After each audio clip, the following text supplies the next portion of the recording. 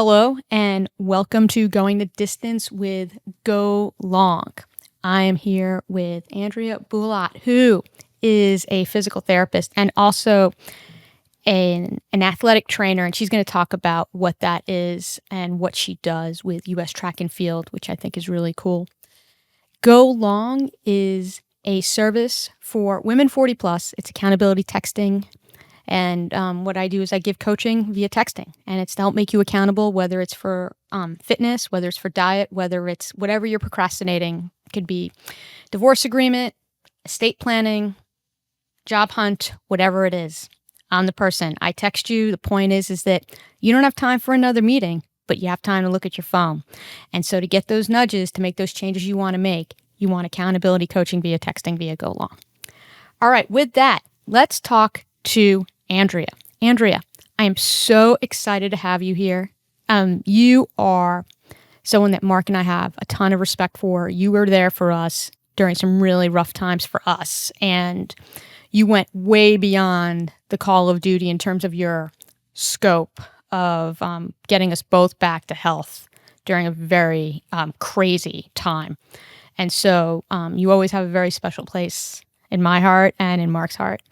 And we have so much respect for you in terms of what you do and how much passion you have. Sometimes on Monday mornings, I would be on the receiving end of that passion after you went to some seminar, and then you'd be like, I want to try something out. But anyway, I digress.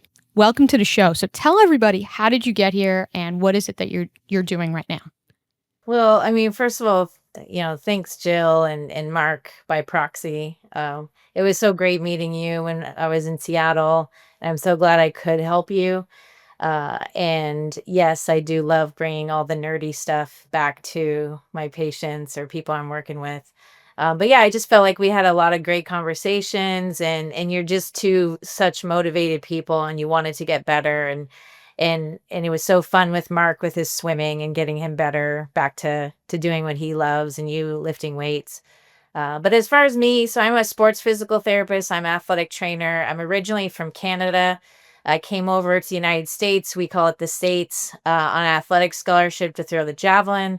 I was an All-American at the University of Kansas. So the love of sports has been there pretty long, kind of literally four-year-olds doing t-ball that kind of caught the bug. I was also one of those 90s girls that they inputted all the sports into our lives and said, hey, we want all these girls doing sports. So I ate it up and like basketball, volleyball, soccer, floor hockey, track and field, cross country, fastball, like all the things.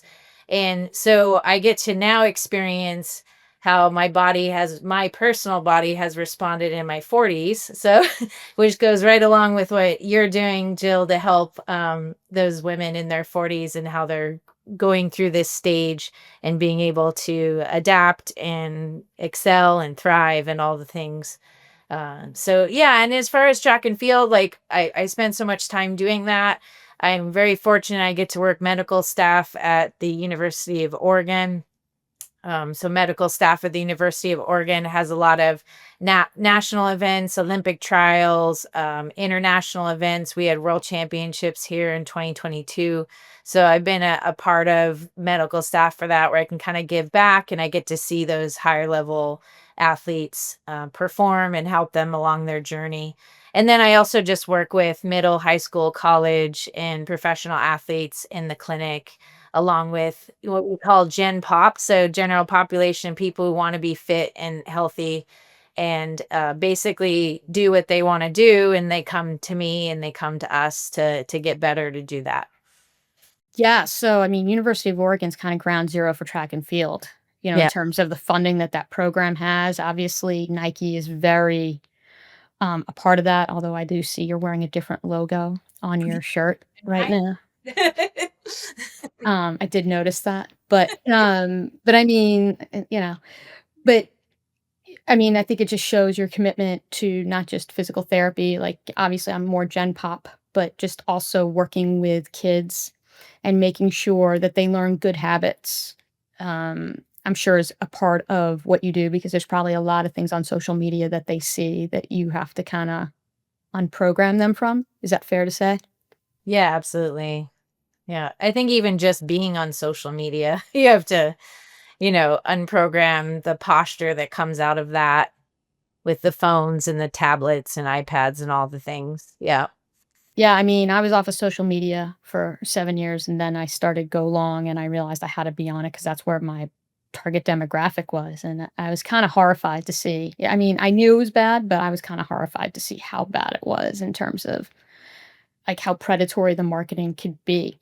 So, alright, let's get into it because we got a bunch of questions that came in and, from the Go Long community and my clients. So, maybe we could start with something basic between when would you say what's the difference really between physical therapy and chiropractic medicines? Because sometimes I feel like it's a little bit of a religious war here, but what would you say the difference is? Yeah. I think the best thing about that is like I have colleagues on both sides. And the first provider I was treated by was a chiropractor. So it's really easy to say, oh, chiropractors crack things and therapists do exercise, but that's really not the case. Like there's very much a gray line of what we all do. Like we both do tissue work, what we call soft tissue work or manual therapy. We both do manipulation, and depending on what state you're in is what you can manipulate as a PT versus a chiro. And then I've met fantastic chiropractors who have a strong exercise background, where traditionally physical therapy would say, no, we're the exercise people. So you really can get a lot from both. It's just in what you're doing, you want to find that person that's going to help you where you're at with your journey. So you might need an adjustment. You might need something that is not allowing you to move your shoulder. So your upper back is not allowing you to move your shoulder. And that chiropractor might be the better person to get that adjustment because that's more part of their skill set of what they use every day. So I personally like to have a chiropractor as part of a team that I use because I can do my manual therapy, I can do my exercise, and if I can have that chiropractor help me with the manipulation for that patient and brainstorm exercises of how we're going to get that arm moving better or performing better for like a thrower, for example, then we can both do that team effort. Oh, So okay. yeah, so I think the key is we're all so integrated, and when we met, I was at an integrated clinic, and we have a lot of crossover and gray, but we also have a lot of like specialty, and from that specialty we can really, make the magic happen. So, yeah. Right. Well, you made the magic happen, for sure with, both Mark and I. Alright, so then that leads me to my next question around when when does pain is enough to say, "Go to a PT," for that matter, or push through? Because there's a lot of people that I work with who they're just being introduced to strength training for the first time, right? And they're trying to understand the difference between pain and soreness, and then if they realize they do have pain, when is it like, "Oh, I need to go see someone," and, so maybe we could start with that, and then I have some follow-up questions for that. Yeah. Yeah, it's a great question because, first of all, if something is hot and angry, and you just don't feel well, then yeah, that's an obvious, like, I'm in pain, Like, right? is it like shooting? Like, I mean Well, like hot and angry to me is like swollen to touch. Let's talk about a knee, right? yeah. Like your knee is swollen, it's inflated, right? Mhm, Like it looks mhm. like a balloon, whatever shape you want to give it. Yeah. And it shouldn't be that way, right? Mhm, Like one knee shouldn't look different than the other. So mhm. that's an easy like black and white. That's pain, right? Right. But let's say you're doing some lunges and let's say the kneecap starts to hurt, right? So with training, things that are tricky is that there are exercises that someone can do to help that knee feel better, and that doesn't mean they have to jump to PT, right? Right. It's just a matter of knowing what that is. So, for example, if your kneecap hurts, then I would suspect that your thigh muscle or your quad has some tightness in it, right? Mm-hmm. Or your hip flexor or the front of your hip has some tightness in it. So then you get down on a foam roll and you start foam rolling your thigh, or you start laying on a lacrosse ball on your hip flexor and you loosen up that front chain, because we all Mm-hmm. work with chains, right? So that if we loosen up that front chain, and then your retest, so your test retest is that lunge. So you go back to that lunge, and then suddenly your knee doesn't hurt, like, to be able to lunge because you've loosened up the muscles that are pulling on that knee. So wait, can you talk a little bit about, just for people who might not know what you mean by chain, right? King, they Yeah, the said, yeah. chain. Yeah, like a chain, like, like posterior chain, like that type of thing. Maybe you can talk a little bit about what you're talking about in more of like layman's terms. Yeah, sure. So let's go back to like people being on phones and tablets and iPads. So the problem is that they are crouched forward. And so everything in the front is tight. And so we can say everything in the front is a chain of tightness because of that crouched forward, right? Right. So you're talking about like the head, the neck, the back, that part of like the chain, So all the way down. So it's all the going way to be down. head, neck, chest, front of the hips. Right. Okay. It literally goes all the way down, right? Right. Okay. So the small part of the chain I was talking about with the knee is going to be, then if we started at the knee and then we went up to the front of the hip, so that's going to be a part of the chain. Yeah. Okay. And you can find tightness in part of the chain and it can make the pain go away, Hmm. right? So when you're talking about like pain versus soreness, right? Because I mean, look, when I first started CrossFit, I was sore for like 3 months every day, Yeah. right? I definitely wasn't injured at that point, but at that point when I was doing it, I was definitely just sore. But I think that for someone who's new to strength training, and granted, CrossFit is an extreme example, but I mean, when you start strength training, you are going to be sore because you're going to be doing things you haven't done before. So, Yeah. how is there like some kind of like basic rubric that you can give someone to kind of think about, like, well, soreness is kind of part of it. Yeah, so a good way to look at it is how long the soreness is there, right? So Hmm. if you just started day 1, like, it's not surprising to me that that first month someone's going to be sore. Right. And with the trend that that soreness is getting better. Right. Yeah. So that's the key. If that soreness is getting worse and you've hit that month mark, like, that's something's off in the programming, like, or your body isn't capable of doing what you're asking it to do. Hmm. So that's the time frame is a big part of it. Um the the going back to capacity, so where people get in trouble is they start with too much weight or too much Yeah. volume, and you're gonna do better if you back off and then just progress at 10% at a time. Right. So typically with someone who's new to progressing, like, they're gonna progress once a week versus people that are more seasoned with lifting or volume can progress like every other day or every third day type of thing, like, depending on what you're doing. So Yeah. I used to see in CrossFit, someone would come in and they would like kind of like almost do like a body comparison. And it would be like a runner typically coming in to do CrossFit. And they'd see someone who like looks like visibly overweight and they'd be like, oh, I'm in better shape than that guy. Right. And they would do the same weight. They would put the same amount of weight. And almost always those people got injured because they had no idea how well that person could move the weight in terms of their hand eye coordination, in terms of, because weightlifting is a very technical thing that I think that people don't realize. It's not just like you just like, oh, lift it up, right? Like there's a lot of technical movement to it. And so I used to be like, oh, that guy's going to get hurt. Like you can just like predict it happening. yeah. So when would someone say go to a PT versus go to like an orthopedist? Right? When do you think that you would do that? I mean, obviously, when we were working with you with Marc, there was like he was working with you, and then there was a point where it was like yeah, we're not making any more progress here. We need to go. And Yeah. but Yeah. for someone who isn't as like seasoned with that, right? When does someone like kind of maybe skip you and go straight to the doctor? Yeah, I mean, the obvious thing is there was a trauma, right? Like you Right. fell on your arm and you felt a pop, right? Mhm.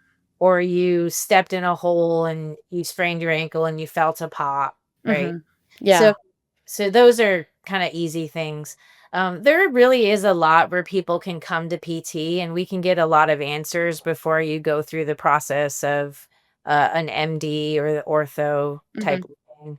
um like for example, let's say you reach your arm overhead and it hurts. Mhm. So and that's something that either you woke up with one day or you felt like it gradually started to hurt. Like that's an example of coming to PT. That's So like when you turn 40 though. All of a sudden you raise over your head and you're like, "Wait, why does this hurt now?" yeah, exactly. So I would rather you come into PT first because we're gonna get something started. Mhm. And you might have to wait, like, especially with an orthopedic like surgeon or something, you're gonna have to wait like weeks to months. Yeah. And there's a lot that can be accomplished that provider has a great place in for surgery, but all the great orthopedic surgeons don't want to do surgery. They want to send them to PT. So in the state, we're like Oregon, we're direct access. Washington, we're direct access. So you can go to PT like without going to a doctor or without going to an orthopedic surgeon or anything like that. So Yeah. Yeah, we didn't need a referral. We were able to go straight to you, which obviously saves time right. because, that's the other thing. It's like, to your point, I could at least start working on something and figuring out, is this a thing or is this like an IT band where I need to strengthen my glutes?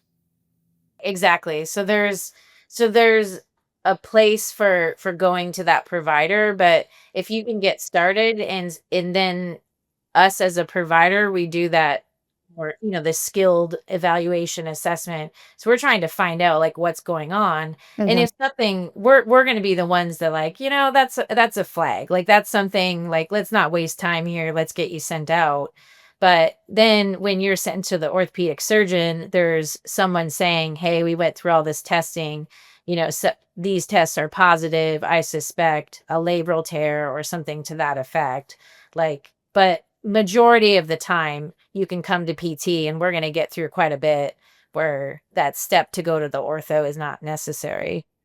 Yeah. Yeah, then there was what happened to me way after you had left, and I was going for Yeah. chiropractic, and all of a sudden I found out and I needed my hip replaced, and that wasn't on the bingo card at all. It was like, oh, Yes, I remember maybe that. you need to get like a cortisone injection, and so there's outliers like that. But I mean, yeah, for the most part, I think that when you go to PT, you at least can then go into the surgeon with more information so that you can make the most of your time and your money for that matter, because they're much more expensive than you are. Yeah, exactly. So that's and my goal is always to give you tools to be able to do what you can. And that was kind of nice during COVID. Like one of the positives is I did so much Zoom training and so much treatment that I remember specifically, again, this age category of a 40-year-old woman. She had seen me previously for PT. She was doing performance training or functional training with me online. And she said, "Hey, my shoulder's bothering me today. Like, you probably can't help me because you can't put my hands like I can't put my hands on her." And I said, "Well, no, let's see what we can figure out." And through her using a lacrosse ball and getting all the right tension out of all the right places, she was able to lift her arm up with no pain. So Right. so that's kind of why we're here, right? Like, so we, even though we had to do that via video, like we have that expertise of being able to find where the dysfunction is and create that better functional movement. Yeah, for sure. So there are so many PTs out there, and honestly, I've had really great experiences, present company included. And our current PT, who fortunately I haven't had to go to since for a few months after my other hip got replaced. He's fantastic. But in between the two of you, we did not have great PT experiences. And I know my thoughts on what people should be looking for from a patient perspective in terms of a good PT, because I think there's a lot of them out there. What would you say, Yeah. since, like, I don't live near you, and let's say I moved to Seattle and I'm like, "Andrea, how do I find a good PT?" And let's say you don't know anyone here. Yeah, and no, I saw that's a tricky question. It really I is. promised gotcha questions. Now I feel like you're saying I Yeah. gave you a gotcha question. Well, it really is because, like, it's just like any of us when we're looking for providers, like, you're trying to create that connection with someone, Mhm, and that connection doesn't happen unless you're in front of the person often, right? mhm, So being in front of the person, having a conversation, saying, "Wow, I feel like I have a good connection and I can get some good things out of communicating with this person." So that's like a key, right? mhm, 'Cause, a lot of us have skill set and a lot of us have passion, but if we can't communicate what we want to happen and you can't communicate to me what's happening, then we're not really getting anywhere with mhm. progress. So, it's unfortunately, there is a bit of trial and error. Yeah, So, I mean, there is that's I genuinely feel like that's part of it, that there's a bit of trial and error. Um I think the other part of it is we can all have a lot of credentials and that can give us that skill set. So if you see someone that has kind of extra letters behind their name, sometimes we call it the alphabet soup, but yeah, I mean, that's in tech too. There's all in every occupation, you can do all that.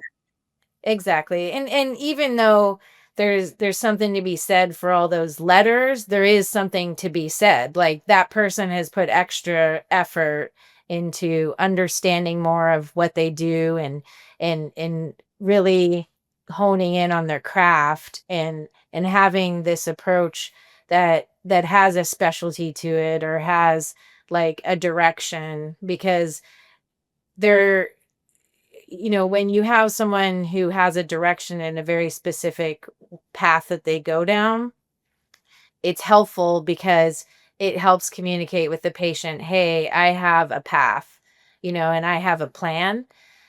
That plan isn't always gonna go as planned, we know that, but at least that person has an idea and has a mindset of where they're going, and then as they develop skills along the way, so as I develop skills as a provider, I can put those skills into this plan, and it just means I have more in my toolbox, and so that's what letters are, that's what credentials are, is I'm just adding, tools and capability of helping you based on the extra effort I've put in, outside of being in front of you as a patient, as a PT for you as a patient. I think the thing that I feel like as a patient that I look out for is how much time the PT spends with me. Because Yes. I've been in situations where it's like 10, 15 minutes, and then I'm like with an assistant, and I'm not trying to be disrespectful to the assistant, but it's like literally they just do a couple things, then it's like, all right, go do your exercises. And that was a little bit of the model where I met you, but like I spent like a good half hour with you, Right. right? And you were definitely doing a lot of moving things around. Um, I felt that a lot. Not bitter at all or traumatized by it at all, but but kidding, kind of. But I think the thing is that like with my current PT, the appointment is 40 minutes. I spend 40 minutes with him, And yeah. right? And yes, he has all of his notes, but half the time he doesn't even need to look at his notes because he knows exactly everything that's been going on in the appointment and in the previous appointments. And so I tell people to like ask the question of like during each appointment, how much time is the provider spending with you versus putting you I mean, a lot of times the person who I was doing exercises with was not even someone in PT school. It was someone who had an interest in becoming a PT, right? Yeah. Yeah. So that was one thing. And then the other thing I try and tell people is like, look at like who's working out there. Like who are the patients there? Are they part of like a demographic that you aspire to be? Now I'm saying like maybe not like if it's all 25-year-olds and you're like 50, maybe not like that. But is it all people who, if you want to get out to being active, is it a practice that is like just trying to like be like, okay, we're just gonna like kind of move things along and everything? Or is it a practice like what you were, where you're passionate about getting people out to doing the things that they love doing, which you said at the top of the call, right? So those are like the two things that I tell people to look for from a patient perspective. Yeah. No, I think, you bring up some really good points. And, I've been a PT 16 years now, and I've been in ATC 18 years. And so I've had the opportunity to work in the different business models. And I prefer that model where I can be there from start to finish. Yeah, So I I believe that.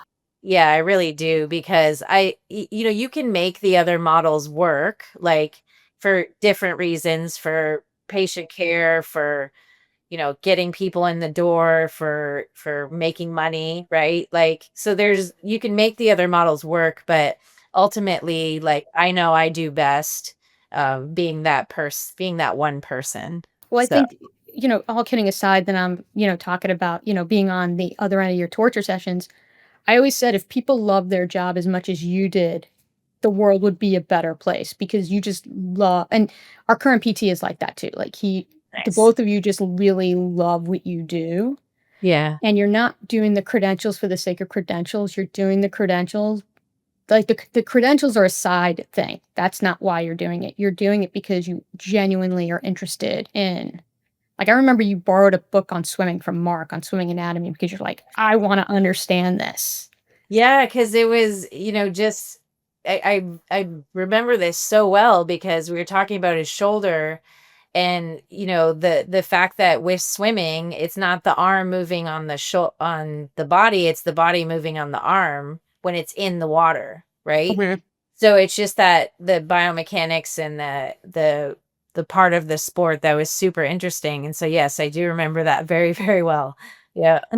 All right. Well, speaking of shoulders, let's talk. There's a couple questions that came in on shoulders, Yeah. right?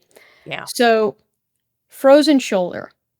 You hear a lot with people in menopause. I saw a study that says that there's no real evidence that shows menopause causes frozen shoulder, but it seems to happen at that time. So, let's talk about how you look at frozen shoulder because I think that's something that a lot of women worry about when they have shoulder pain. Is it like frozen shoulder or is it an impingement or whatever it is?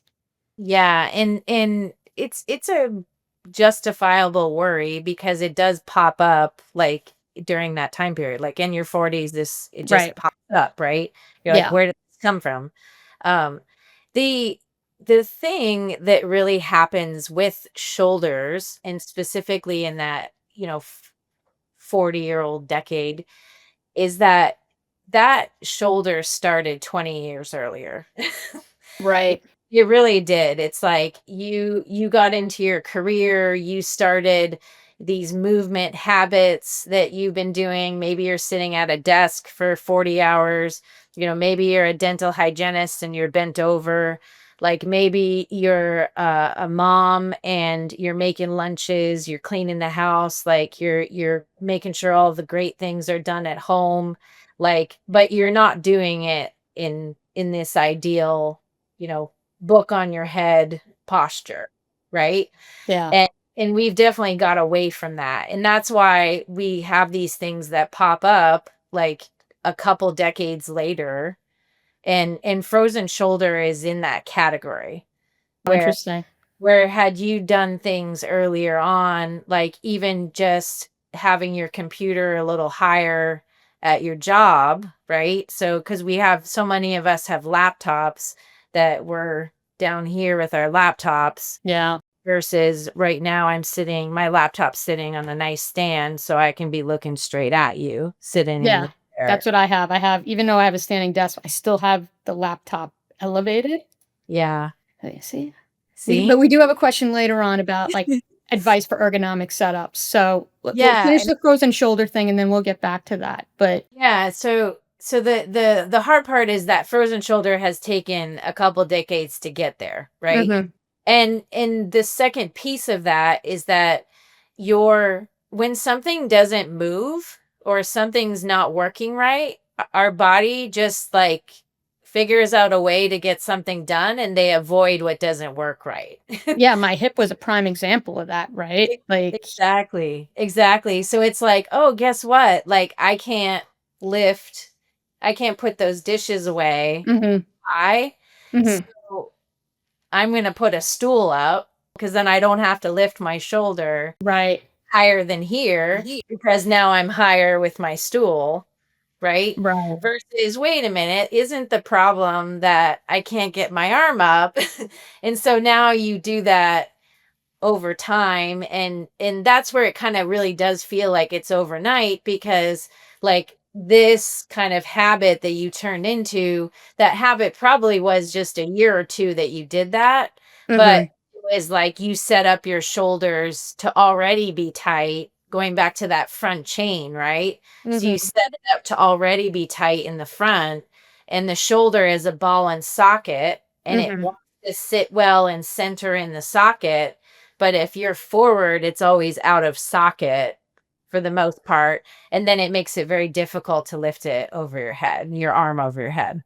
Now, obviously, none of this is medical advice, and this is not constituting a patient-provider relationship. But I was wondering because I had a shoulder impingement issue, and I was like petrified. I was like, "Oh my god, do I have frozen shoulder?" Right? And so I went to PT, and he immediately, he did a couple tests, and he's like, "No, you have impingement," and which was great, great news, right? And and then I did my work, right? But what are the symptoms of frozen shoulder? Because I've heard these stories that it takes like a year to recover from frozen shoulder, right? And I don't know if that's a myth, right? Yeah. That could be a myth too. But Yeah. you hear these horror stories about how long it takes to recover from frozen shoulder. There are some that take a while, you Yeah, know, like a but while, like a year. there are some that take a year. Yeah. Okay.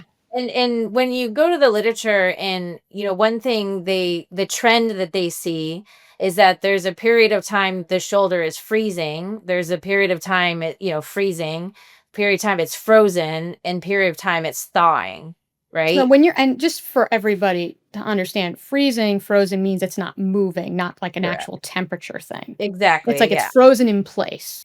Exactly. Yeah. So that's things we can say, like those are trends that we see.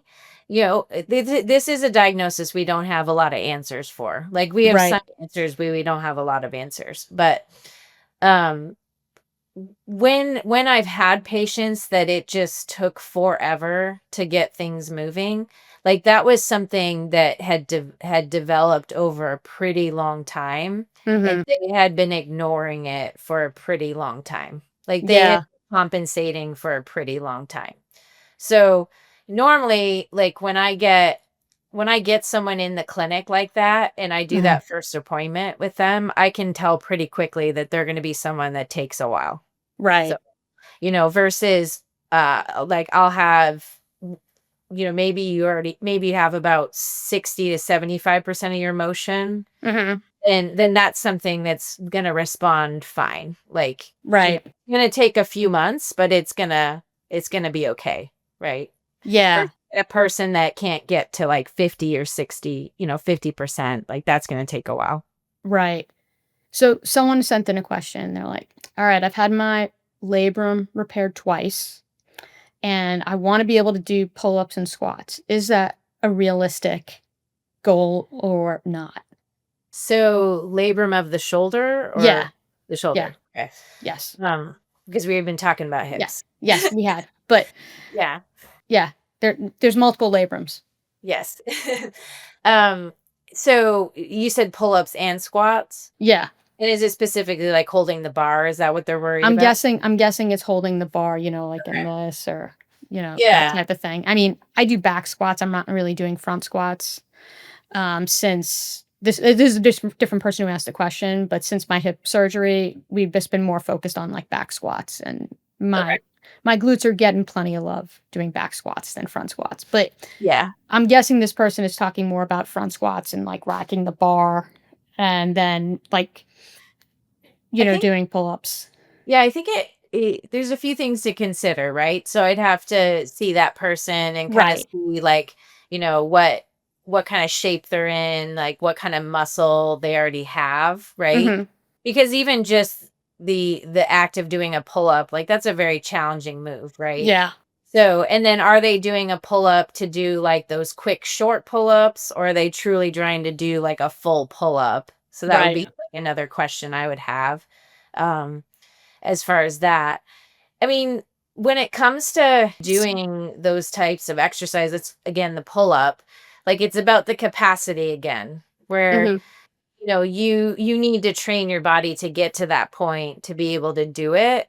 Otherwise, if you're just trying to throw your body up there and now it's become this like super like power move that your body can't handle holding your body weight, Mhm. then that's not the right way to approach that. Like you definitely want to approach it with getting the right stability in the shoulder, being able to just hang there with your body weight cuz Mhm.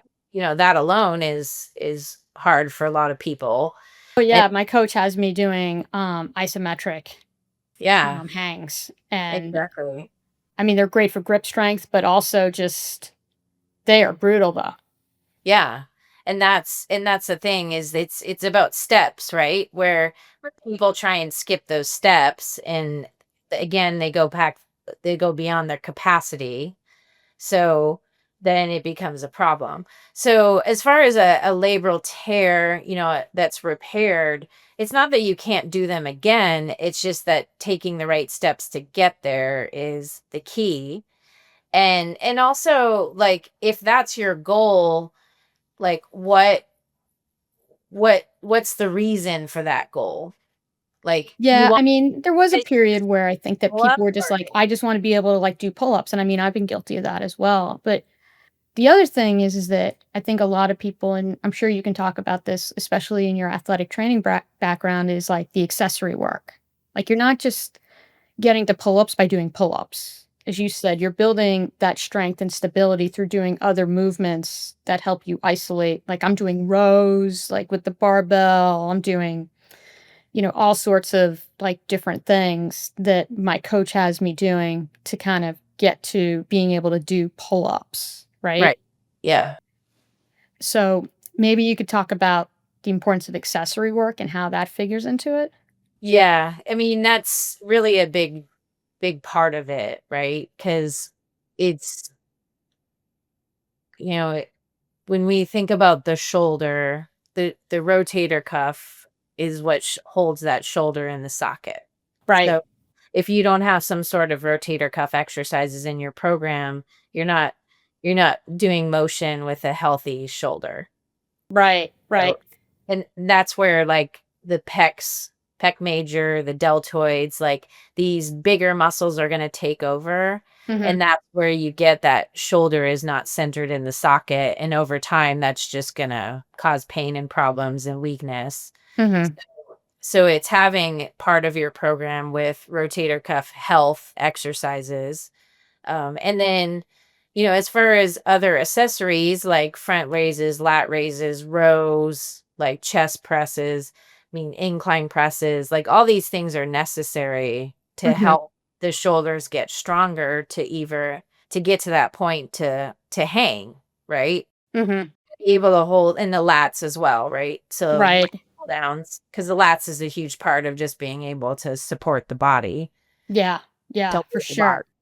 So, No, uh, I think that's helpful. You know what I think is interesting, and I think you did this for me because at the time I was running when I was a patient of yours.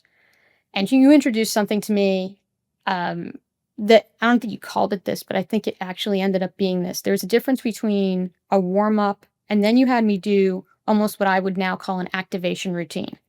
Like you gave me a list of like 15 things to do, like knee raises and leg kicks and all Spider-Mans and all sorts of stuff to kind of like yeah. just get things going. And I tell people that I think like the most underrated part, right, is the activation routine. Like warming up is good, gets the blood flowing. So maybe you could talk a little bit about Yeah. the difference between like warm up and activation and how that fits into something Yeah. like working on your upper body and building to a pull-up? Yeah, so we definitely call it like movement prep. Mhm. So activation can be part of it, mobility can be part of it.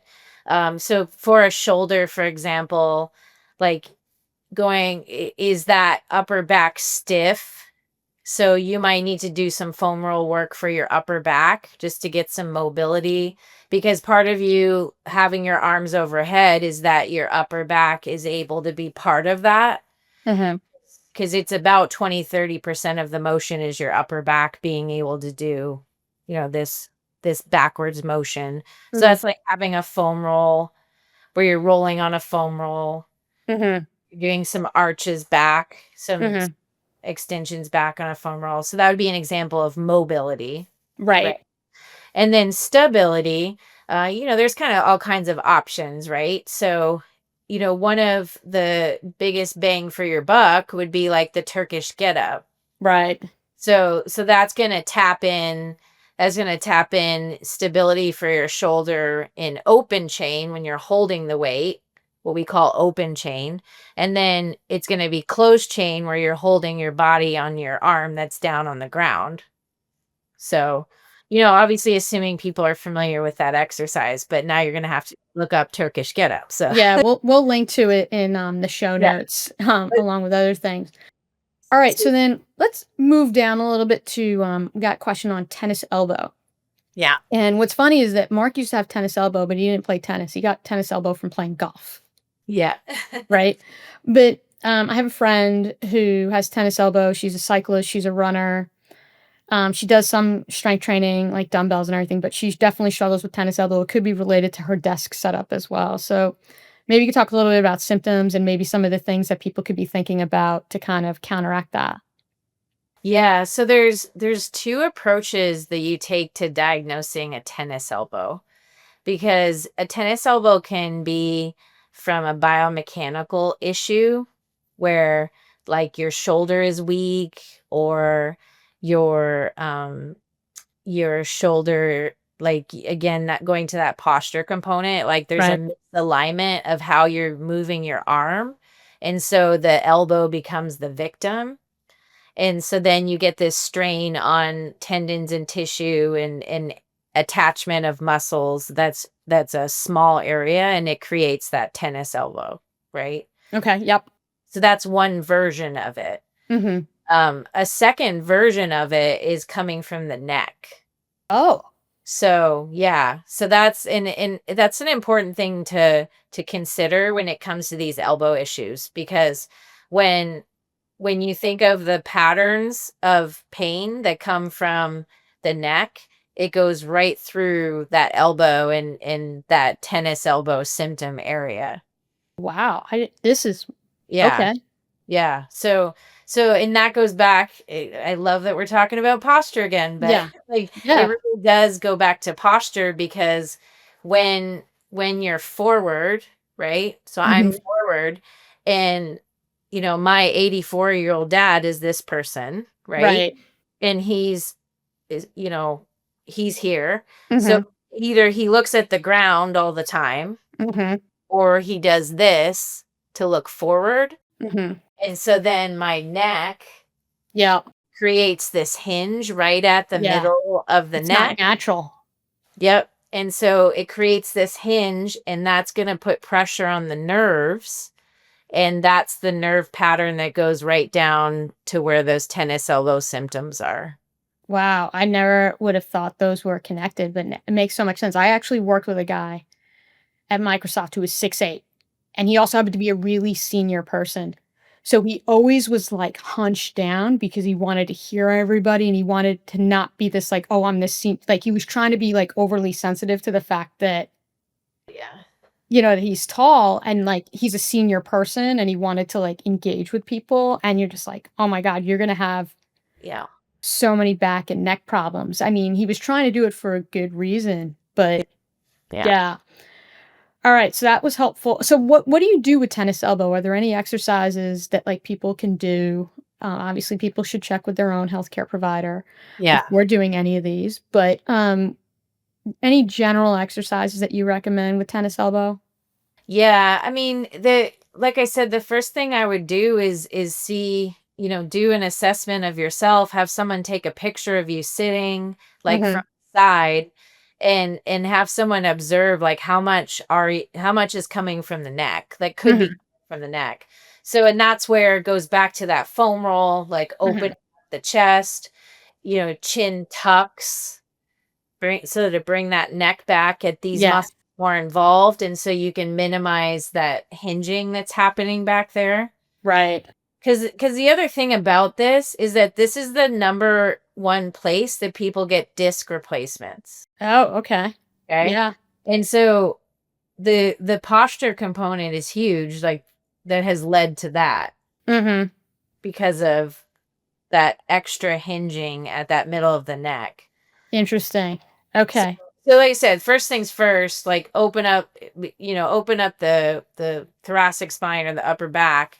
And then as far as the elbow itself, like it can, good old fashioned massage for Mm-hmm. yourself on that tender spot, Okay. like that can do wonders when you just take your finger and you're just massaging that area. Mm-hmm. And our body is so intuitive. It often tells us things that we need to do. Uh, Mm-hmm. we just don't always trust that we need to do it, right? Yeah.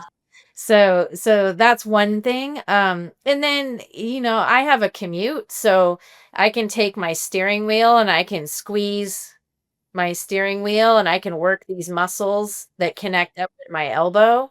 And also put my hand on the inside of that steering wheel and I can push out, Mm-hmm. right? And I can work these muscles that are all connected up there in the elbow. So that's an easy one to integrate into your commute. So do you have to be at a certain angle? Like I'm trying to think like Yeah, you really don't. Like you could be low, you can do it mm-hmm. different spots. Like it just kind Mm-hmm. of depends what that looks like for you when Okay. you're driving. So I wouldn't stress about that. Right. Okay. Yeah. So Okay. so those are some Wow. easy ways to integrate things. Yeah.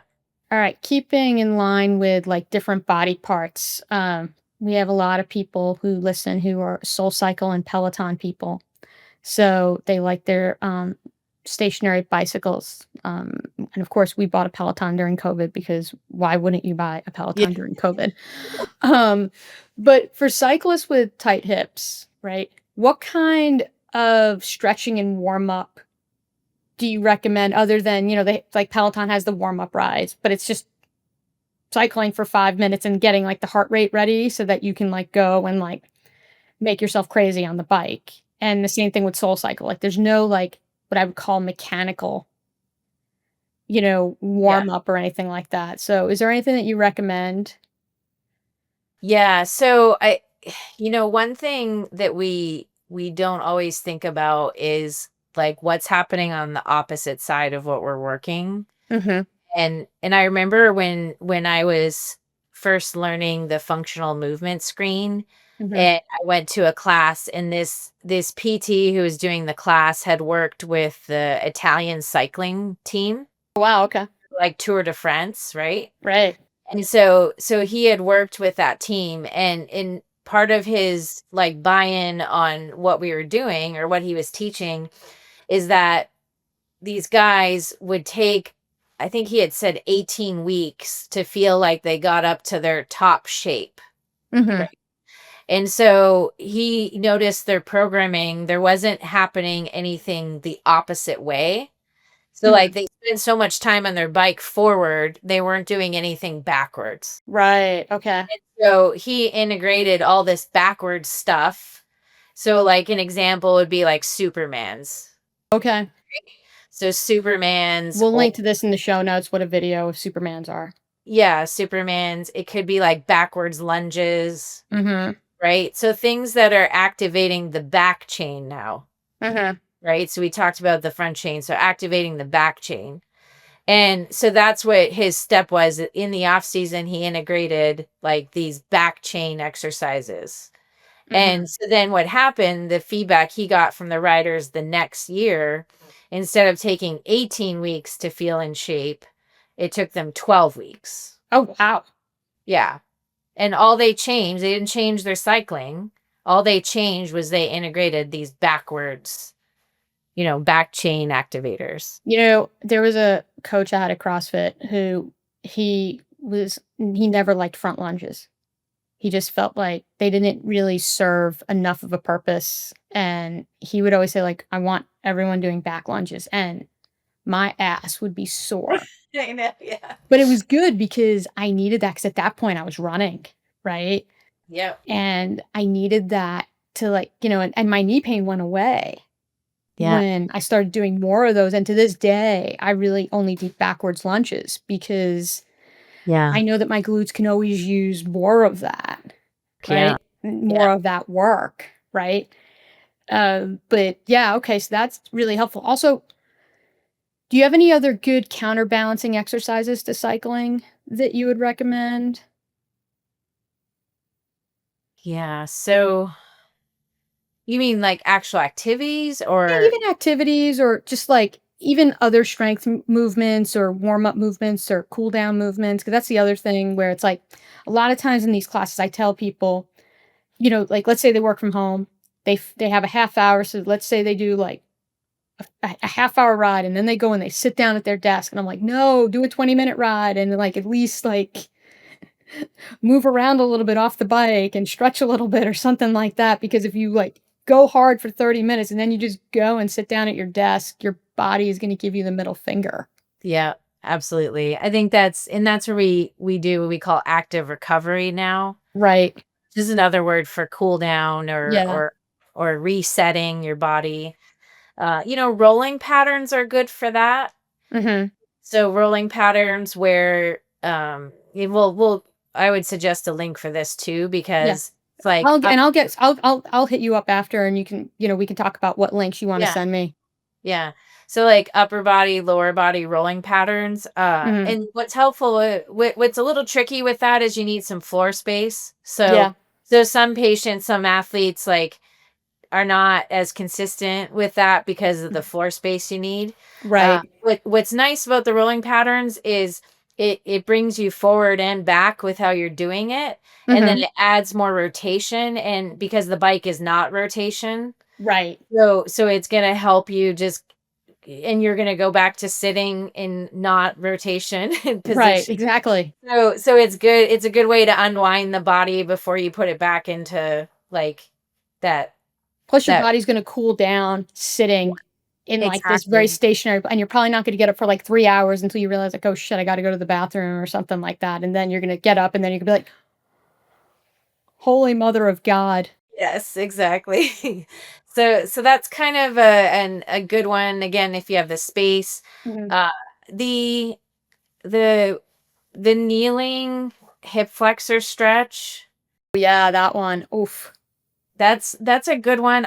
A couple things, like, I recommend people put something under their knee. Yeah. There's a lot of people have knee pain, again, goes back to that first thing we talked about, right? Where Mhm. we're looking at the front chain and what's tight. Yeah. So, but for purposes of not tearing up the knees, I recommend people put like a pillow down or a towel, rolled up towel.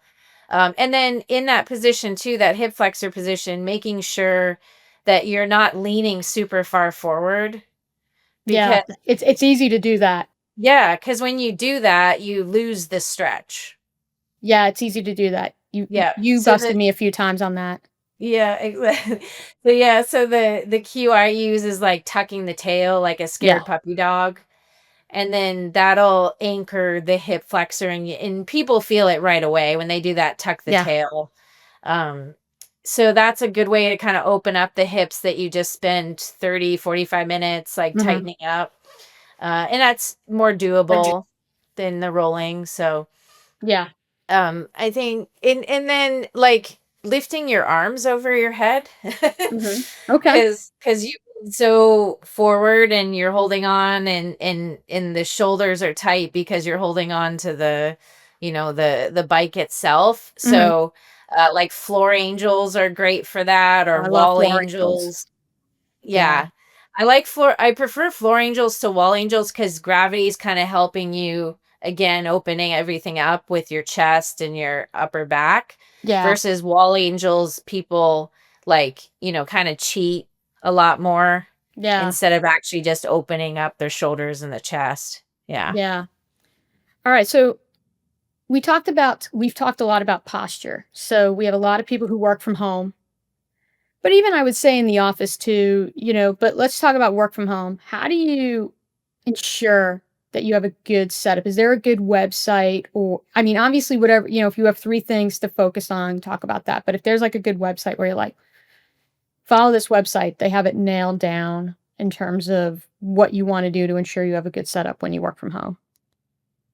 Yeah, I honestly can't say I have a website as a reference. I Hmm. think I just go back to like having someone take a picture of you. Hmm. So that was another thing I could do during COVID, right? So I Hmm. did Zoom meetings. I had the person, I took a screenshot of them at their desk.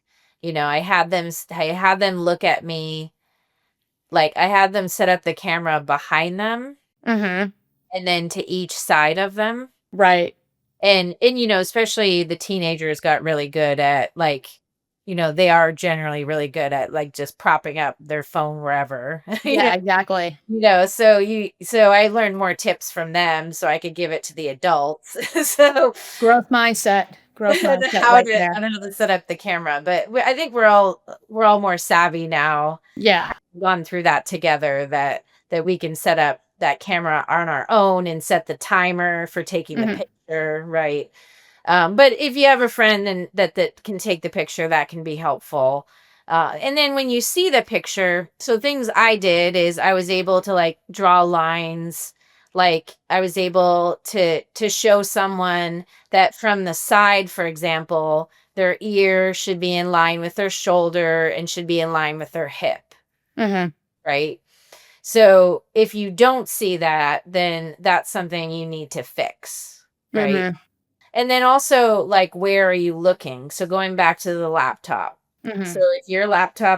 if my laptop's down here, Hmm. I'm I'm looking down here. Right. And that just cascades what's happening Yeah. down the chain. Do standing desks help? Are you like a proponent of standing desks? You know, I I love like, Because at Vita, you had a standing desk. yeah, and I didn't really put two and two together at the time, but like I just had different versions of desks, and I've always had different versions of desks. Like the nature of my job is that I'm all over anyways, but I really am adjusting my position really very often, and that's one of the things I love about my job is that I don't have to sit Hmm. for hours.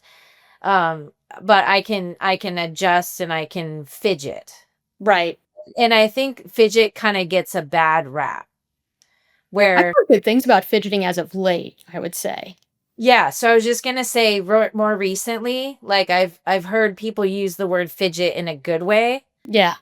Like if I'm sitting here and I'm doing some notes, on a patient, and I'm going to be doing this, right? And I'm going to be doing some of this, and it might only be a couple three. And it's not like I filled out a paper that I did 2 sets of 10 of my chin tucks, right? Mhm.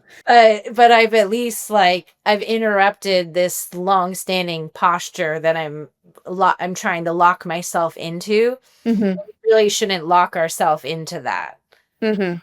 So I think we're trying to get caught up that we need to be perfectly in a position for an extended period of time, when the reality is we really do need to fidget. Right. I think that's great. That's, a hidden tip that we can, share with everybody. Because yeah, I think fidgeting is like you were misbehaving at school, disruptive, like that type of thing, like, "Stop fidgeting," and, that type of thing. But yeah, I've heard as of late that fidgeting is a good thing, and whether it's mental health in terms of just, like, if someone has, like, ADHD and everything else, it, like, helps them kinda just, like, subtly release some energy and everything else. So that was helpful. Okay. If I have to work out in the morning and I don't have a lot of time, how can I get a good workout in while dealing with like doing the, activation, warm up, cool down, all that thing without getting hurt? Yeah. So I think when it goes to time, like I look at percentages, right? Mhm. So let's say you have 30, I think you had brought up 30 I brought minutes. up 30 minutes as like a Peloton, thanks. Let's Yeah. say you have like in the morning, you have 30 to 45 minutes. Okay. So if you can spend 20% of that time doing both, like combined the movement prep and the cool down. So like Yeah. 3 minutes is a movement prep, 3 minutes is a cool down, and the rest of it is your workout, Mm-hmm. then that's a good percentage of the things you need to do and the things you want to do. Right. Okay, that's a great rule of Okay. thumb. Yeah. Yeah. So 20%, 80%. Awesome. All right. Weighted vests. It is Yeah. like all over the place. Rucking, weighted vests. What's your take on it? Are you seeing injuries from it? I can't say I'm seeing injuries from it, but I am looking at people wearing them and just like wondering. Mhm. I'm wondering, like, again, what's the goal? Like, what is someone after? Are they trying to be more efficient with their workout and kind of add some load? Like, are they trying to train to be in the military? Like, what? When you're seeing women in our age demographic, and I know I'm a little bit older Yeah. than you, but you're seeing women in your 40s and 50s. So let's assume they're not trying to train to be in the military, Yeah. right? So I think I I get nervous, or I don't like the idea of adding compression to the spine for no reason. Right. Okay. you know and going back to like developing some sort of posture for 20 years, Mhm. right? 20, 30 years, and then now you're adding compression to this dysfunctional posture. Mhm. And my favorite saying is, why would you want to add strength to dysfunction? You're only going to be dysfunctionally strong. Ouch. Wow. I should just stop the interview right now. I feel like that was like a mic drop moment. Yeah, there you go. All So right. yeah, I'm a fan. Okay. No, it's interesting because I think that there's been a lot of influencers talking about how it's like the same thing as strength training and it helps with bone density and Yeah. everything else. I don't think the science has proven that. Yeah. Um, right now, I'm doing a little bit of it because we're doing a big hike um, in January where it's going to be like a 7, 8 day hike and we're going to be carrying stuff. And so we're doing it for that.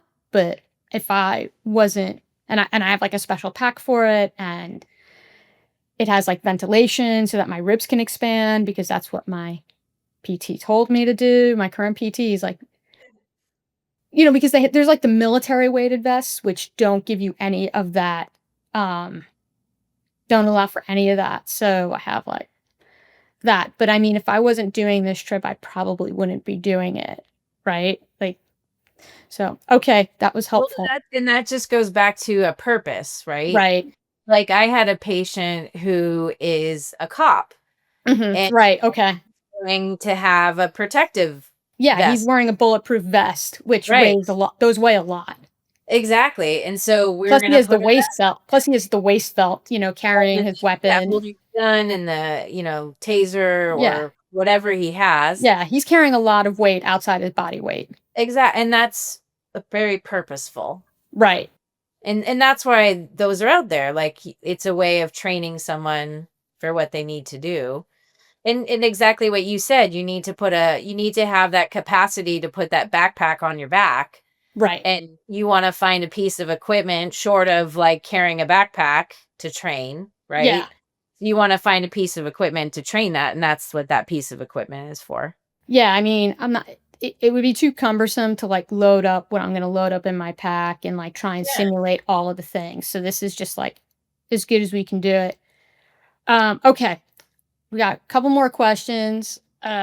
So if you have you spend a lot of your career doing, your athletic training, right? And athletic training is very different than personal training. So I think maybe let's talk a little bit about what that is, and that'll set the stage for my next question.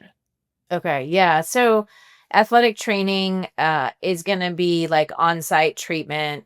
of athletes. So I might be on the sidelines of a football game or a basketball game, and let's say someone hurts their knee and they go down. So I run out there. I'm going to do some, quick testing ask them questions and then do Right. some testing of their knee to find out if there's an injury.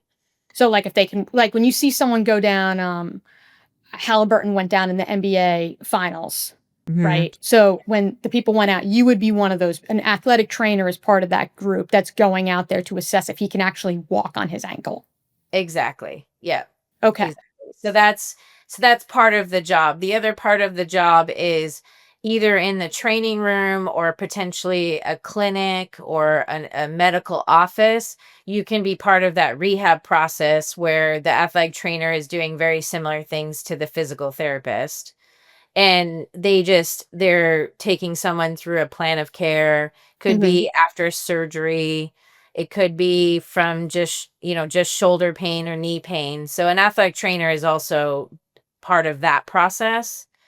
So they can have two roles Hmm. or as the patient care. Yeah. Now, if you have a child, I mean, right now it feels it's way different now when you have a kid playing sports. Like every kid, and I mean, I don't know if it's with your daughter, every kid, you're on some select team and it costs like insane amounts of money for kids to play sports. Like it wasn't like that when I was growing up. Forget about what it was like in Canada. It was a lot more accessible. But how do you know it's like too much? Because I mean, you hear stories of like kids playing on travel softball teams at the age of 10 pitching. And I know you used to play softball. I don't know if you still play, Yeah. but like I always worried about like at that age, like ruining your elbow, like needing Tommy. You're hearing like kids getting Tommy John surgery in middle school or early in high school. So, what should parents be on the lookout for? Yeah, it's like kind of fascinating like what's happening now, and specifically with girls and women, because Yeah. you see the steps that we've taken. And I go back to the fact that, like, I was in late elementary school and high school in the 90s, and so they were pushing like girls playing sports and girls being part of the mix, and Hmm. I got to experience that firsthand. We didn't have as many role models as they have now, right? Right. So we had a small amount of like these professional athletes, these Olympic athletes that had like were part of, Gatorade was one of their sponsor or something, or Right. Nike one of their sponsor. So we had just a very small selective of that. But now, thankfully for women's sports, like it's just skyrocketed and it continues to skyrocket. And that's just such a fantastic thing. Yeah. Like that we're there. And so as far as like how we got there, I mean, a lot of how we got there is these girls specialized at some point. Right. So so the tricky part here is the preaching when I was growing up was you want to be an all-around athlete Yes. because that's going to make you a better specialized athlete. Yes. But what we don't have a good answer of is what point is that specialty supposed to kick in? Yeah, you're seeing kids specialize and playing like soccer all year round. But yes, when we were growing up, it was like you were like a three sport athlete. You just played different Exactly. things, and it was actually better for you because you use different parts of your body as opposed to only using like one repetitive motion all year round. Yeah. So I think that that changed, and I know that there's a lot of studies, particularly in soccer, where they're looking at ACL injuries and why women are more susceptible to ACL tears than men are at the same age. Like you're not seeing it as much in soccer. But in terms of women's sports, I actually just read an article today. Being that I'm a big soccer fan, like the women's Euros are happening right now for soccer, and the US viewership has almost tripled from what it was 4 years ago. Right. And Right. these are the Euros. Like this isn't like the US team. These Yeah. are people, some of the players who are playing for their European national teams play for US like club teams, excuse me. But Yeah. literally it's tripled. The viewers have tripled. I mean, Some. it's Yeah. which is fantastic, Yeah. right? But yeah, Yeah. um, it always worries me when I see age of 9 or 10 and it's like this commitment and there's all this money and I feel like it just and I asked the question as I was asking you the question, I'm like, what should parents be on the lookout for? I'm almost like sometimes you have to worry about the parents. Yeah. Well, and you know, so I have a 9-year-old, right? And you Yeah. know that. And and she has two very competitive parents.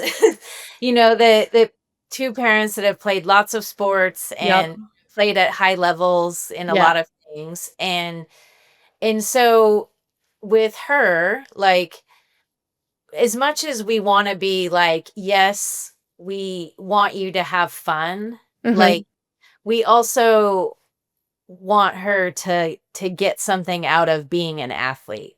Right. Yeah, You know, because there are a lot of great things of being an athlete and life exactly. skills that come with that. Exactly. And we're not like a participation household. No. No. We're like, we want you to feel that drive and feel that hard work pay off. Right. Like, we want you to learn that lesson. Yeah. Like, that if you put the time into something, then you get better, or you learn like something about yourself to get better and Right. to evolve, versus like not putting the time into something and seeing the opposite happen, right? Right. Right. So Yeah.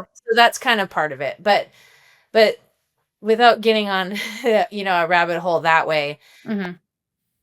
I I try and take both sides, because 15, 16 years ago, this is when I saw the parents like coming in, and this is the specialty softball player that just tore their ACL, and that parent is speaking for that patient and that athlete and saying she's getting back to her like travel league or her travel team in like 10 months, and then behind a closed door, that kid is saying to me, I don't want to play softball anymore. Right. Yeah, I totally see that happening. Yeah, and sadly that happens, and that kid has been burnt out, and so that's part of what happens, is the kid gets burnt out, right? Yeah.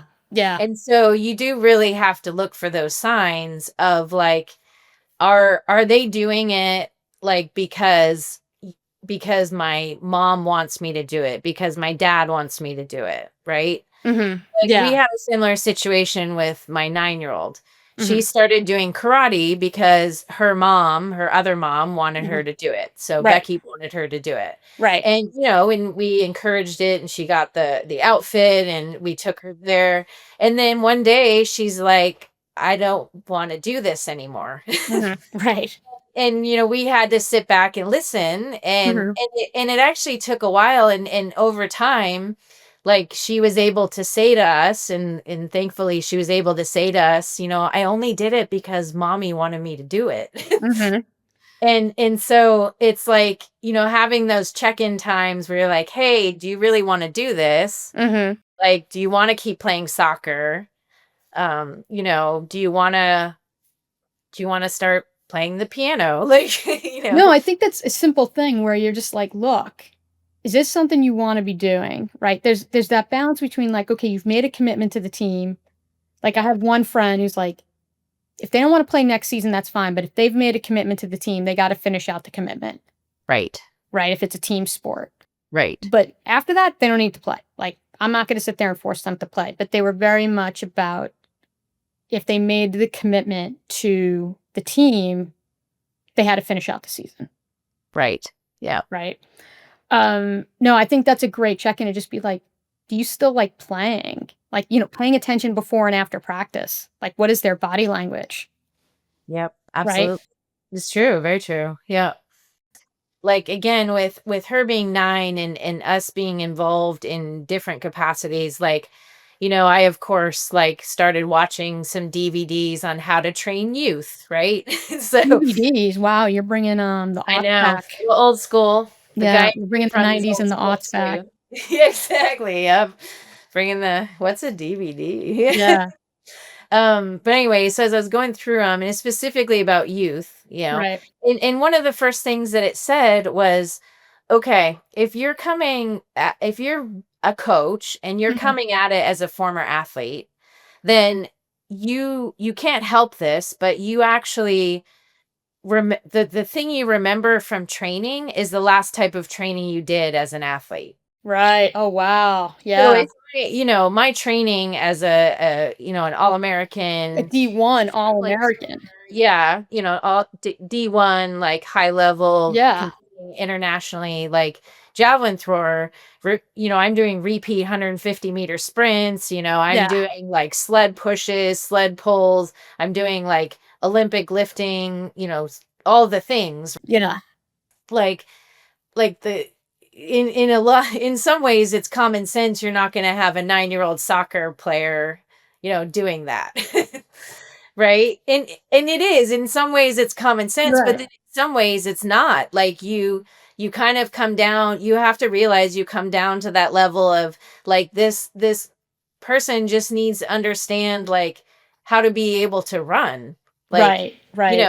and we've all seen it. There are natural athletes out there. Like, our Yeah. daughter has some natural athletic part to her, right? Right. Yeah. But then there's some kids you see that don't have it, Right. right? And so that kid needs to learn how to run. Yeah. And then there's kicking the ball and running. Exactly, exactly. And then there's this eye foot coordination. And, like, again, there's some people it comes naturally, and some people they need to put that extra time in. I have a friend who is Canadian, and she decided for her 40th birthday to learn how to play ice hockey. Nice. I mean, but, like, I was just in awe because I Yeah, thought, like, ice skating is hard. absolutely. Yeah. Wearing all that kit is hard, The gear, yeah. right? Yeah. Swinging the stick is hard, let It's hard. alone making good contact with the puck is hard. And then doing it when people are potentially checking you against the boards. And I just was in so much awe because of all of those things that this friend of mine has been committed to learning, and I think she's going into her 3rd season now doing it, right? But Awesome. Yeah. it's fantastic, but I just have so much respect because I'm thinking in my mind of all of those things that she has to learn that we see on TV and these people make it look so easy, Yeah. and it's not. I mean, like, could Yeah. you imagine learning how to play ice hockey Yeah. right Like, now? Like, at this stage of your life? Like, I don't know if you did a lot of ice skating, and I mean, I know you're a high level you have that muscle memory of being a high level athlete, but think about that. yeah, so if you are Canadian and you don't know how to ice skate, it's a little embarrassing. So, Okay, okay. no, I kind of joke, but I started ice skating when I was like 2 or 3. Right, So, she's Canadian, she spent most of her childhood in Texas, actually, oh so yeah. So, and I'm totally yeah, I joking. know, I know you're it's in jest, but I mean But skating, like, so here, here in Oregon, like, we have one ice skating rink. It's Sherwood in Mhm, Oregon. mhm. And so my daughter, that's one of the things my daughter and I do. We go ice skating, and Okay. it's been like a personal challenge for her to figure out how to ice skate. Like, Right. because she sees me ice skating, and again, that competitiveness, like, oh, Mhm, mama can ice skate, like, mhm. I'm gonna do this. And it's really cool because over 3 to 4 years now, she's figured it out and she can do it, and she's getting better and better. And it's one of those things, like, again, she learned, okay, we go and we practice, Mhm, and you start with the walker on the ice, mhm. the helper on the ice, and then Yeah. you use the board sometimes, and then you let go of the board, and so it's kind of a neat thing to see that happen.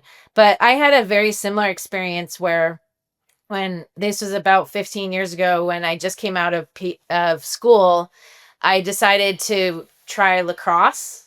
Oh, wow, And okay. yeah, I Yeah. started to try lacrosse, and it was comical at times because, like, the footwork was soccer, it was basketball, it was like any kind of field sport, right? Yeah. So that part was no problem, but and holding a stick was no problem because Right. that's softball, or Yeah. that's like a javelin, right? Yeah. But it was keeping the ball in the basket Yeah. You know, Well, that's and where the technique comes in. yeah, and like you said, like people are coming at you, and I remember times like I would get so frustrated as I'm doing this, I would just hold the stick up, and lacrosse players are not always like your tallest players. Yeah. Like I was actually considered kind of tall for a lacrosse player, and I Okay. have long arms, so I would just hold the stick up until I figured out what I was gonna do. And so, and then someone would hit the stick and the ball would fall out, and but it was comical too because I'd be running and I'd be, Yeah. you know, doing the things with the stick, and like sometimes the ball would just fall out and I would Right. try and, you know, score and there would be no ball to score That with. you kinda sound like our puppy right now when we're playing fetch with him, where, like, we throw something, he, like, picks it up, and he starts running back, but he doesn't realize he dropped it, and then he runs back to us. So Yeah. that's what you sound like. You sound like Truffleuppagus right now. There you go. Truffleuppagus, what a Yes, great I name. mean, we gotta bring Truffleuppagus into the I actually discussion. saw the picture. I saw one of your pictures of Yeah, that. That was so cute. he he's ridiculously cute. It's really not a fair fight. Oh, Um, that's so fun. That's so alright, fun. so then let's wrap up with, like, like, we talked a little bit about frozen shoulder and menopause and everything, and I think what was interesting there was around the fact you talked about it's, like, 20 years in the making, which is kinda like what they say about strength training, right? That you peak with your muscle and bone density in your 20s. So by the time you're, like, getting the frozen shoulder in, like, your mid to late 40s, right? Like, you've already had, like, that decrease. Are there any other considerations you kinda talk to people about when they're in that perimenopause state as a PT, or does that not come up too much? You know, it comes up because in a way that I can connect with people because I'm in that category, right? Right. Um, I I think that I think that one of the things that I was gonna really bring up Mhm. is right before COVID, I met an occupational therapist, and she was really big on like tracking. So tracking your cycle, your menstrual cycle, and and kind of recognizing that there's patterns of what happen as you go through that cycle. And in the sense that there's going to be times during the cycle that you have an incredible amount of energy and you feel like you can conquer the world, right? And during those times, like, you'll tend to, like, overcommit or you'll max out or, you know, you'll do an extra workout, like, all the things where you're You'll like, say "I." yes to everything. Yeah, it's like, "I've got all the energy now, I'm just gonna use it," Yeah. right? But also recognizing that when you do that, then the crash at the other part of the cycle is even worse because you did that. Yeah, you know what the thing is that what I learned, and before your interview is gonna come out, we're gonna drop an interview with an OBGYN. And the way that your cycle goes when you're in perimenopause is that it's all over the place. There's nothing predictable about it as opposed to when you're getting your cycle regularly, it's like lasagna. Like, it's very like predictable and everything else. You have the layers and everything else, but it's like Yeah. linguini all over the place when Yeah. you're in perimenopause. Like there's no rhyme or reason to anything. So you could be like, yeah, I'm taking over the world. I'm on top of it. And then like a week later, you've realized you've committed to all these things and you're like, fuck, Yeah, like I got exactly. nothing. And so that's, like, part of, like, if you can recognize that that's what typically happens with the cycle, right? Mhm. Yeah. And because it also goes back to, like, when you're articulate. Yeah. Like, so there's also times that it's better to communicate, it's better to, like, have a hard conversation because Right. you're able to express yourself better Yeah. because of where you're at. So if you understand what it should be, Yeah. and then like you said, it's like it's going to be all over the place, but for the most part, if you have that crazy amount of energy, Yeah. just don't go to the top of that craziness. Right. You know what I mean? Like Like give like yourself some buffer. yeah, like tame it down a bit and like and then at the same time, like if you've got this extreme low, like for whatever reason, like give yourself some grace and maybe that day like you don't get as much done, but you set a timer for maybe instead of 30 minutes, maybe you set a 20-minute timer or like a 15-minute timer and you get something done. That's what I tell my clients all the time. First, something is better than nothing, and if all you have in the tank is to go out for a walk for 15 minutes, do it. And even when it's the grayest of gray, and you lived here long enough to know it could get pretty gray here, Yeah. but you will still feel better. I've had clients come back and I'm like, tell me how you feel. This is in like mid December, right? Yeah. Get out for a walk for 15 minutes. And they're like, yeah, I do feel better because they feel like they did something to like go against the inertia of just like continuing down this like whatever it is that's going on in their life. Yeah. But I think Exactly. that's really helpful. Yeah. Anything else on perimenopause in particular that you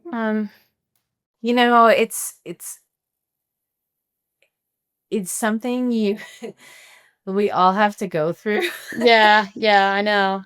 I know. We really do, and I think, like, we just had a PT do, like, an in-service on it here, like, last week. Oh, okay.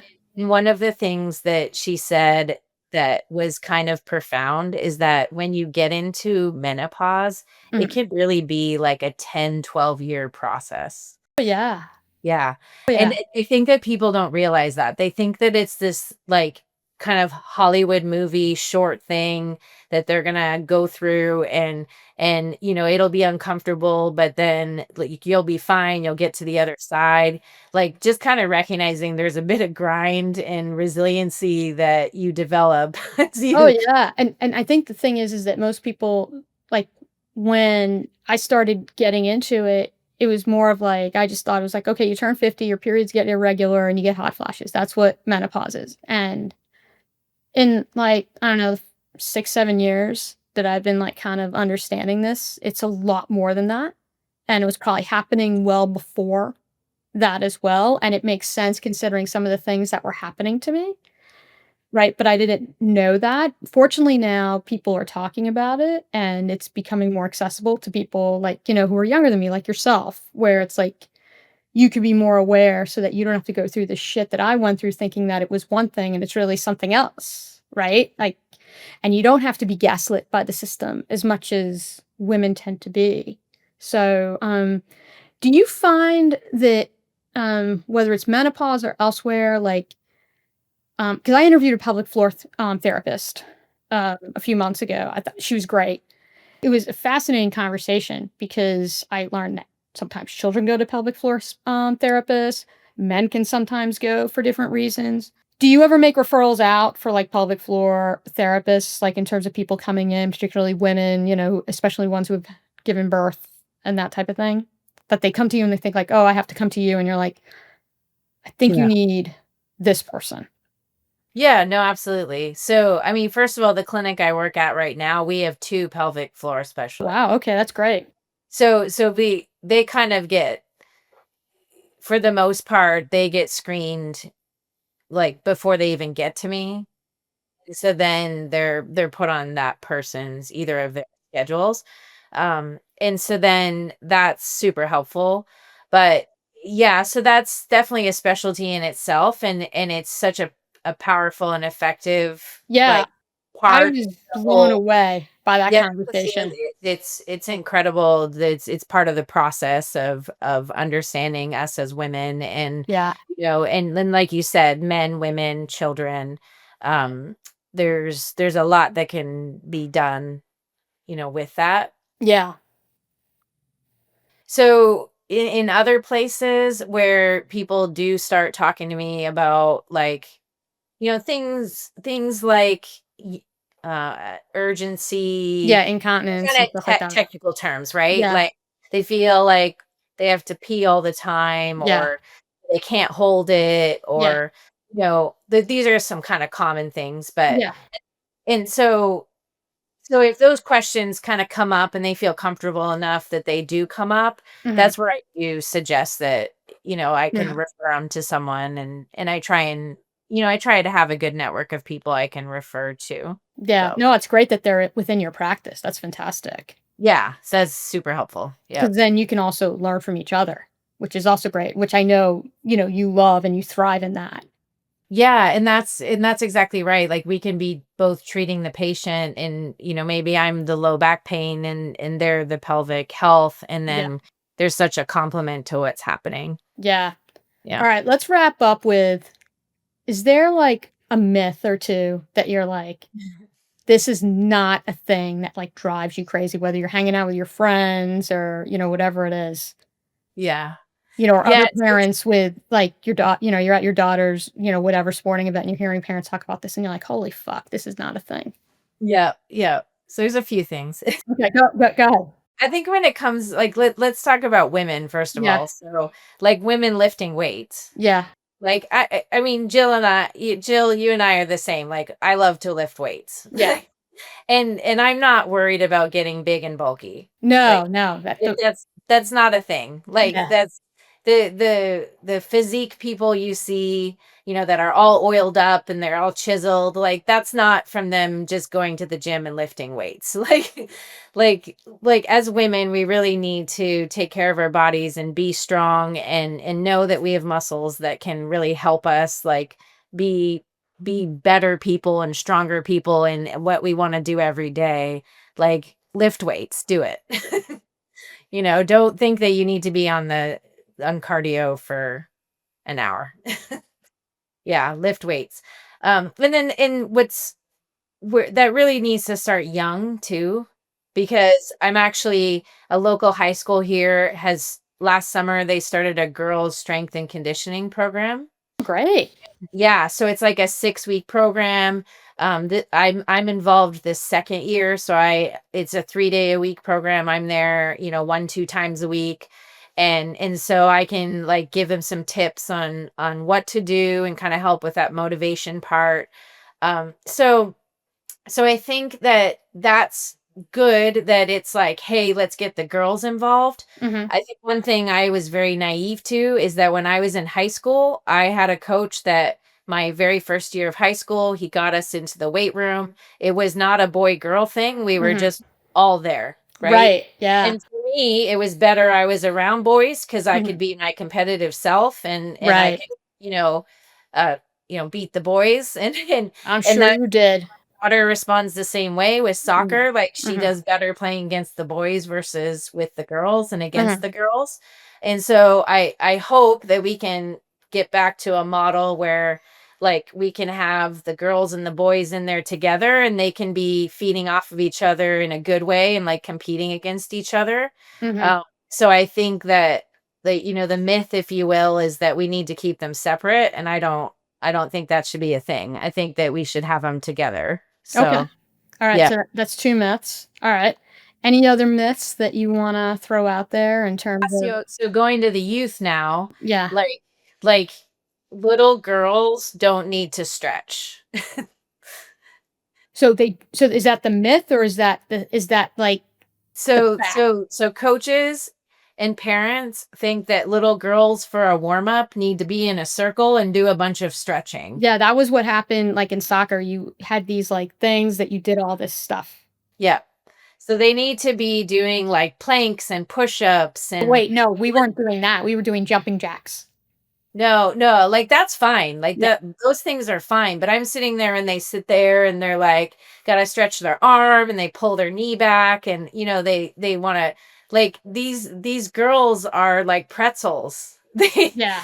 they don't need to stretch. They need to get their core involved. They need to get like things more stable so they Mhm. can like use their power and be athletic and strong. They don't need to stretch. Well, it's also they need to have fun at that age, Yeah, of course, yeah. right? I know that might be anathema to you, I but, know. to you and Becky, but, they also need to have fun too. Well, and you can make that Right, fun, yeah, you could totally right? absolutely, you could totally, and I definitely had Yeah, so I coaches think who made that fun because I was like, right, it's like, "Oh, we gotta stretch," or yeah, yeah, yeah, my point of it is, yeah, like, the things that we're doing with girls, like, young mm, girls, yeah, for them to warm up, mhm, let's be a little smarter on how it's gonna help them, you know? yeah, yeah. We talked about it from your athletic trainer perspective, but what about from, like, a nutrition perspective in terms of performance? Anything that you see as, like, a myth that you're just like, "This is not a thing?" if I'm gonna say anything about nutrition, it's like we just get away from protein. If you're gonna push your body, especially if you're gonna be doing weights or Right. running or cycling, and you don't feed your muscles because muscles need that protein. Yeah. Like, I think that's we don't give protein a chance. Give protein a chance, man. Do it. Give it a chance. All right, Andrea, gosh, we've been on for a long time, and I know you are still at work, and I appreciate you sticking around. So I want to thank you for doing this. So you're not too much on the socials, are you? I have social. Yeah, You know, I mean, do you post on social in terms of like work stuff or anything? so I have, yeah, my Facebook, my work Facebook is my full name, All right, Andrea Bulat. we'll get that. So I am there. Mhm. And so occasionally I'll do Instagram, but I'm not like, Yeah, for a few years now I haven't done all the things. that's So fine. I would mostly do LinkedIn and Facebook. Okay. But this kind of thing, and with the clinic I work at now, there's a lot of sharing of pictures of me and video of me with Mhm. patients. So that's happening more on Facebook. Okay. All right. Well, we'll link to that also Yeah. and everything. But I really want to thank you for everything you've done for me and Mark personally. But I want to thank you for coming on the show and staying late to educate everybody and share your knowledge and your passion, which I really appreciate, and answering all the questions. So this is Jill Beck with Going Distance with Go Long, closing it out with Andrea Bulat. And this show is produced by JR Media Services. He does a great job at making this all come together in a really elegant way to compensate for me being me. And thank you for tuning in. And remember, it's your life. Go the distance, go long.